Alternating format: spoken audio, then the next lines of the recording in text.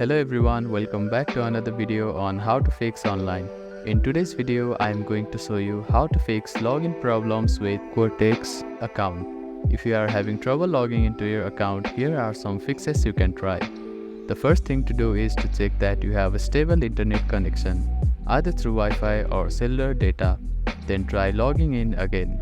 Also make sure that you are typing your information correctly. The second step is to clear your browser cache and cookies. Sometimes stored data in your browser can cause login issues. To do this, open your browser and click on the three dots at the bottom right corner.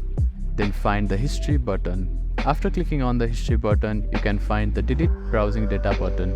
Click on it, then select the time range as all time. Now click on delete browsing data and confirm it once again. After that, your browser cache and cookies will be cleared. Then simply try logging in again. You can also try updating your browser. Open your App Store or Play Store and search for your browser. Check if there are any updates available for the application. You will see an update button. Tap on it to download the latest version of it.